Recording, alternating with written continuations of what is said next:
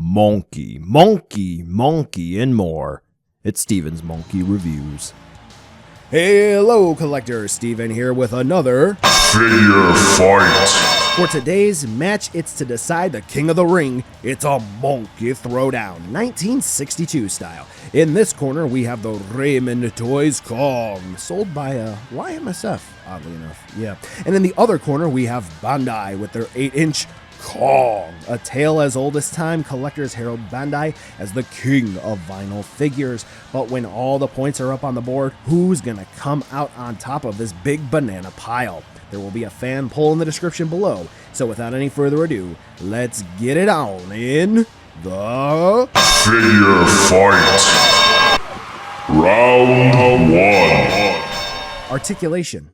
Ooh, Didn't think I'd start there, did ya? The Raymond Toys Kong has shoulder swivels and one waist swivel. Put a pin in that. That's going to be super important in about the next 45 seconds or so. The Bandai has shoulder and hip swivels. That's it. Aside from moving his arms, the Bandai only really rocks forward and back with those hip swivels.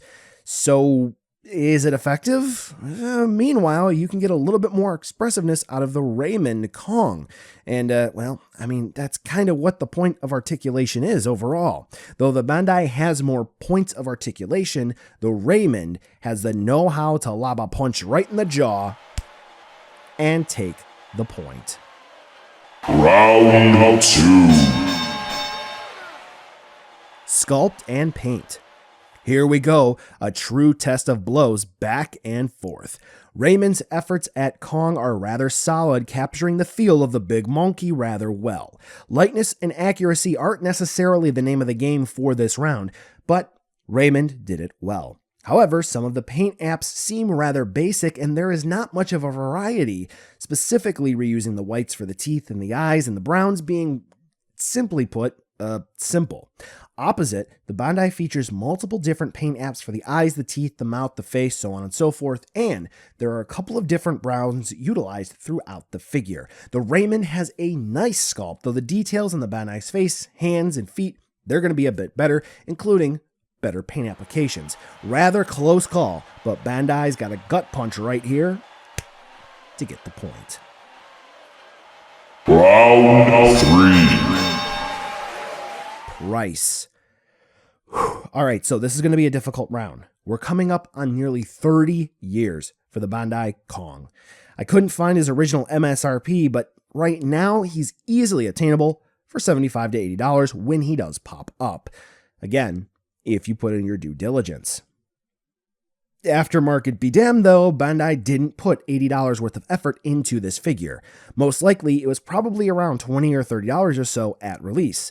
Meanwhile, the Raymond Kong is 6,000 Japanese yen, or we'll go ahead and round and say $60. So by MSRP, Bandai wins.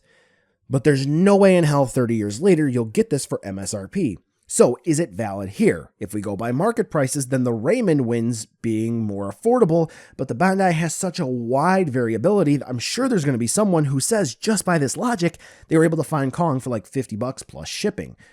That's a good deal. So there's no real good way to come at this particular figure fight for price. So it's going to have to be a tie. Round 4.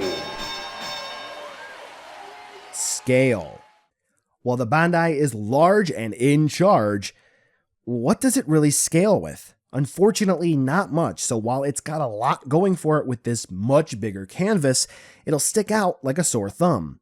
Meanwhile, the Raymond isn't precisely in scale 1-to-1 with most 6-inch figures. It does work the best. Point being, it fits in with a scale. So the Raymond is going to throw an uppercut simply because it can blend in well, and it's gonna get the point for this round. Final bell. That's it, the fight is over. Raymond has better articulation and fits in well with your general standard Kaiju 6-inch display, while the Bandai is barely able, just barely, to hold its footing in the looks department. Sacrilegious, I know, but it looks like Bandai wasn't able to walk away from this title fight with the Kong crown here. But those are the numbers. As always, be sure to vote in the fan poll in the description and comment down below. Did the ref miss any calls, any low blows that should have been mentioned? Please let the community know. And absolutely thank you so much for watching, and an extra big thanks to the patrons of SDR who have helped out the channel. Without them, emergency purchases for the channel wouldn't be possible. I know I've talked about it before, but this year I had a major hiccup with my previous laptop just going and I had to get a new one ASAP. Patrons helped to make sure videos didn't stop. Now the end card for the video where you can check out some other videos, social media links, and all that jazz. Please stay safe. If you're interested, we even have face masks available. Pretty cool. Thanks again, and I'll catch you in the next video.